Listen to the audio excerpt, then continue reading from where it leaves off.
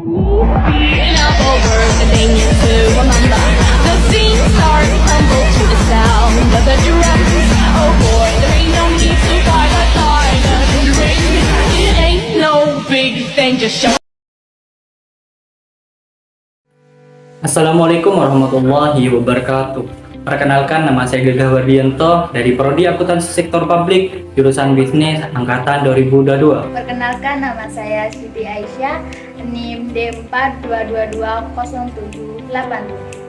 Perkenalkan, nama saya Muhammad Soleh Senawi dengan NIM D42220988. Perkenalkan, nama saya Putri Novitasari dengan NIM D42220942. Saya Fahmi Humaydi, NIM D42220301. Perkenalkan, nama saya Terry Wijayanti, NIM D42220045. Hai semuanya, perkenalkan nama saya Bintang Wahyu Prayogo dengan NIM D42222866. Nama saya Cindy Dewi Lestari, NIM D42220653. Perkenalkan, nama saya Muhammad Tadi Fikitur Rahman. Perkenalkan, nama saya Nurgapita Puspaningrum, NIM D42200546. Di sini saya akan menjelaskan mengenai pengertian perusahaan asuransi berdasarkan dari 3 UNU. Yang pertama, berdasarkan dari Peraturan Pemerintah Nomor 39 Tahun 2008, yaitu penyelenggaraan usaha di bidang asuransi kerugian dan jiwa. Yang kedua, yaitu menurut Otoritas Jasa Keuangan, yaitu perusahaan memberikan penggantian akibat dari kerugian, kerusakan, kehilangan, keuntungan, atau tanggung jawab hukum kepada pihak ketiga yang diderita oleh pihak tertanggung.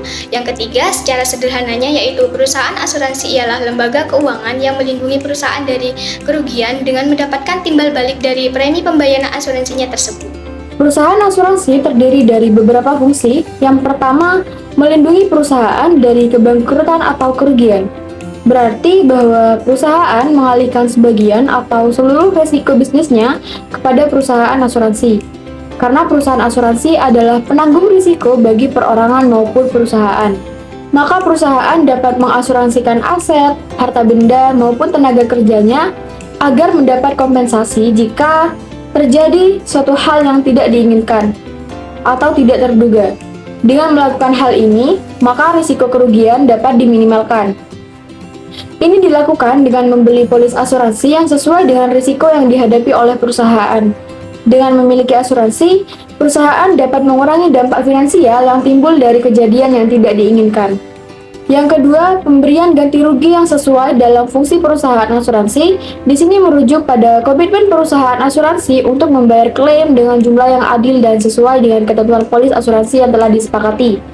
Artinya, jika nasabah mengalami kerugian yang dicakup oleh polis asuransi, perusahaan asuransi akan memberikan kompensasi yang memadai untuk mengganti kerugian tersebut.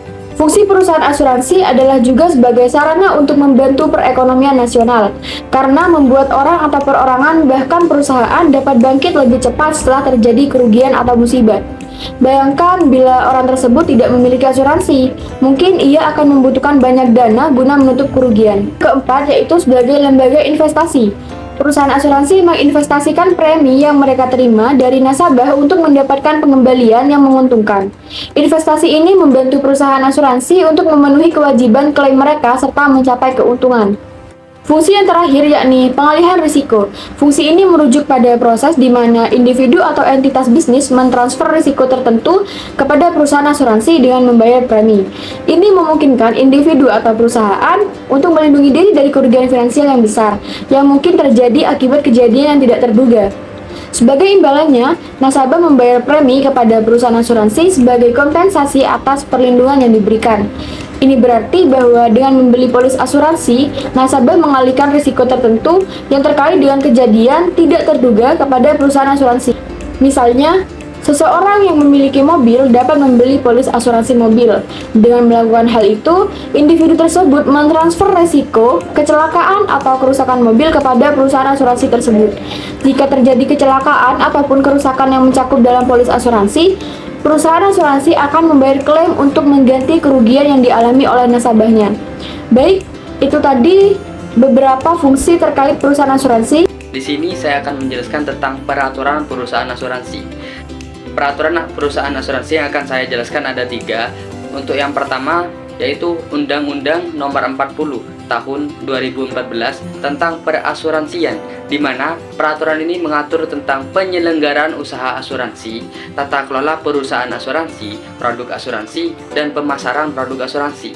Untuk peraturan yang kedua, yaitu Peraturan Otoritas Jasa Keuangan Nomor 2 dan Peraturan Otoritas Jasa Keuangan Nomor 5 Tahun 2014 tentang tata kelola yang baik bagi perusahaan perasuransian, di mana peraturan ini mengatur tentang tata kelola yang baik bagi perusahaan asuransi, termasuk dalam hal manajemen risiko, kepatuhan, dan pengendalian internal.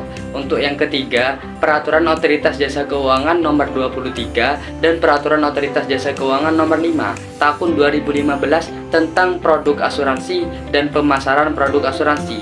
Peraturan ini mengatur tentang produk asuransi dan pemasaran produk asuransi, termasuk dalam hal informasi yang harus disampaikan kepada calon nasabah. Di sini saya akan menjelaskan terkait dengan materi yang berjudul Prinsip Etika Asuransi. Secara umum, ada 4 prinsip etika asuransi dalam perusahaan asuransi. Yang pertama yaitu ada transparansi. Perusahaan asuransi harus memberikan informasi yang jelas, akurat, dan lengkap terkait dengan produk dan layanan yang mereka berikan, termasuk manfaat, biaya, serta syarat dan ketentuan. Perusahaan asuransi juga harus menjelaskan hak dan kewajiban nasabah secara terbuka dan jujur. Yang kedua, ada kepatuhan.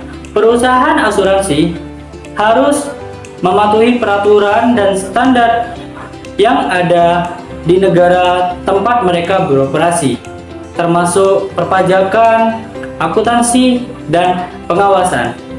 Perusahaan asuransi juga harus mematuhi kode etik yang ditetapkan oleh asosiasi industri.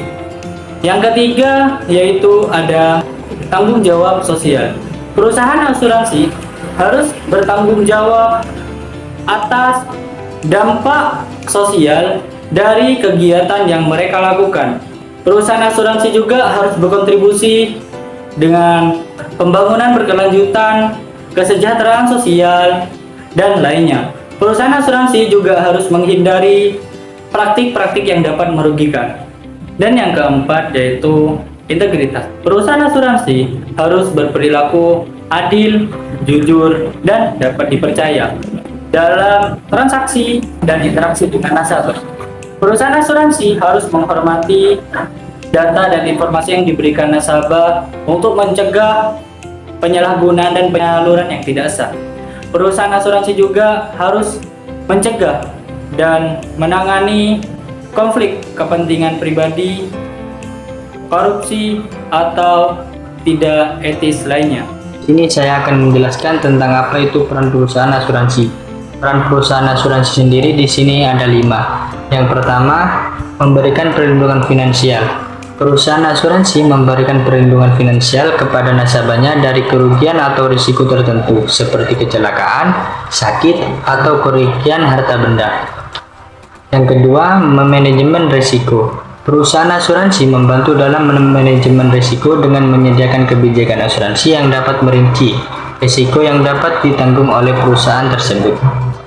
Selanjutnya yaitu yang ketiga, pembagian risiko. Asuransi memungkinkan pembagian risiko di antara banyak pemegang polis, sehingga tidak ada individu atau bisnis yang harus menanggung seluruh beban risiko tersebut. Yang selanjutnya yang keempat, menyediakan investasi. Perusahaan asuransi seringkali mengelola dengan dana yang diterimanya dari pemegang polis untuk memperoleh keuntungan. Hasil investasi ini dapat membantu menjaga stabilitas keuangan perusahaan asuransi. Yang terakhir, yang kelima, mendorong keamanan finansial. Ketersediaan polis asuransi dapat memberikan keamanan finansial kepada individu dan bisnis untuk membantu mereka menghadapi kerugian yang mungkin terjadi di masa depan. Baik, di sini saya akan menjelaskan tentang jenis-jenis perusahaan asuransi. Jadi, jenis-jenis perusahaan asuransi ada 5. Yang pertama yaitu ada perusahaan asuransi jiwa. Perusahaan asuransi jiwa adalah perusahaan yang menawarkan jasa dalam menanggulangi resiko terkait dengan hidup atau meninggalnya seseorang yang dipertanggungkan. Jadi, perusahaan asuransi jiwa yaitu memberikan perlindungan terhadap nilai ekonomi dari hidup seseorang. Ketika seseorang yang dipertanggungkan meninggal, maka perusahaan asuransi jiwa akan membayarkan sejumlah uang pertanggungan kepada ahli waris tertanggung sesuai kontrak asuransi yang telah disepakati. Yang kedua, ada perusahaan asuransi umum. Perusahaan asuransi umum adalah perusahaan yang memberikan jasa perlindungan risiko terhadap kerugian ekonomi yang diakibatkan oleh kerusakan atau kehilangan aset. Yang artinya, perusahaan asuransi umum bekerja dengan memberikan perlindungan atas aset penting yang ditanggungkan. Jadi, ada beberapa produk dari perusahaan asuransi umum. Contohnya seperti asuransi perjalanan, asuransi kecelakaan, asuransi rumah, asuransi kendaraan, dan asuransi harta benda. Yang ketiga, ada perusahaan asuransi wajib. Perusahaan asuransi wajib merupakan perusahaan asuransi yang menyediakan produk asuransi wajib. Jadi, perusahaan asuransi wajib ini adalah perusahaan yang memiliki pengelolaan yang berada di bawah tanggung jawab negara atau badan usaha milik negara, atau bisa disebut dengan BUMN. Salah satu contoh dari perusahaan asuransi wajib yaitu PT Taspen, Persero, dan lain sebagainya. Yang keempat, ada perusahaan asuransi sosial. Jadi, perusahaan asuransi sosial adalah perusahaan yang menjalankan layanan asuransi dalam kerangka sistem jaminan sosial yang melalui amanat undang-undang. Jadi, pemerintah memastikan setiap warga negara dapat mengakses fasilitas kesehatan dengan menjamin kebutuhan hidup dalam hal kesehatan dan ketenaga kerjaan. Contoh dari perusahaan asuransi sosial yaitu BPJS Kesehatan dan BPJS Ketenagakerjaan. Pembentukan BPJS sebagai perusahaan asuransi sosial merupakan upaya pemerintah untuk memastikan seluruh warga mendapatkan jaminan perlindungan kesehatan dan sosial. Yang terakhir, ada perusahaan reasuransi. Jadi, perusahaan reasuransi merupakan perusahaan yang memberikan jasa terkait pertanggungan ulang terhadap risiko yang dihadapi oleh perusahaan asuransi kerugian atau perusahaan asuransi jiwa. Yang artinya, perusahaan asuransi jiwa atau perusahaan asuransi kerugian dapat mengasuransikan risiko yang ditanggung kepada perusahaan reasuransi. Langkah perusahaan asuransi mengasuransikan kembali risiko yang dimilikinya merupakan antisipasi yang dilakukan untuk menjamin kestabilan pendapatan dan kelancaran bisnis. Di sini saya akan menjelaskan tentang proses klaim asuransi. Jadi, proses klaim asuransi umumnya melibatkan 7 langkah-langkah, yaitu yang pertama, pemberitahuan klaim. Memberitahukan perusahaan asuransi tentang kejadian yang menyebabkan klaim tersebut. Yang kedua yaitu pengumpulan dokumen. Mengumpulkan dokumen-dokumen yang diperlukan seperti formulir klaim, bukti pembayaran premi, dan dokumen pendukung lainnya. Misalnya laporan politik klaim asuransi kendaraan. Baik, yang ketiga yaitu evaluasi klaim. Perusahaan asuransi akan mengevaluasi klaim tersebut termasuk memeriksa apakah klaim tersebut sesuai dengan ketentuan polis asuransi. Yang keempat yaitu verifikasi. Proses verifikasi akan dilakukan mungkin melibatkan survei lapangan atau penyelidikan lebih lanjut tergantung pada jenis klaim dan kebijakan asuransi yang dimiliki. Yang kelima yaitu penyelesaian klaim. Setelah klaim disetujui, perusahaan asuransi akan membayar klaim sesuai dengan ketentuan polis, entah dengan membayar uang tunai, memperbaiki atau mengganti barang yang diasuransikan, atau memberikan layanan lain sesuai yang dijanjikan dalam polis. Yang kelima yaitu pelaporan. Setelah klaim diproses, perusahaan asuransi biasanya memberikan laporan kepada pemegang polis mengenai hasil klaim tersebut. Yang terakhir yaitu umpan balik. Pemegang polis dapat memberikan umpan balik terkait pengalaman klaim mereka kepada perusahaan asuransi. Jadi, proses klaim dapat bervariasi. bergantung pada jenis asuransi dan perusahaan asuransi yang terlibat. Penting untuk membaca dan memahami ketentuan polis asuransi untuk mengetahui persyaratan klaim yang tepat. Tantangan industri asuransi. 1. Perubahan perilaku konsumen. Pandemi COVID-19 telah mengubah perilaku konsumen dan memberikan dampak signifikan terhadap pertumbuhan industri asuransi. Perubahan ini menciptakan tantangan dan peluang baru bagi industri asuransi dalam menyesuaikan strategi bisnis dan memberikan layanan yang sesuai dengan kebutuhan konsumen. Yang kedua, keterbatasan SDM dan teknologi.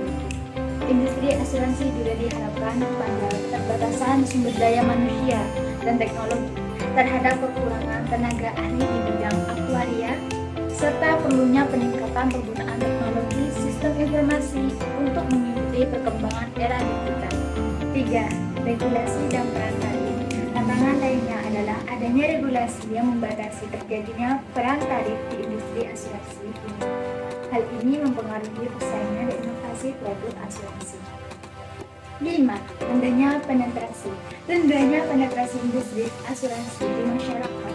Kesadaran masyarakat tentang pentingnya asuransi masih rendah, sehingga tingkat pemahaman dan partisipasi dalam produk asuransi masih tinggi.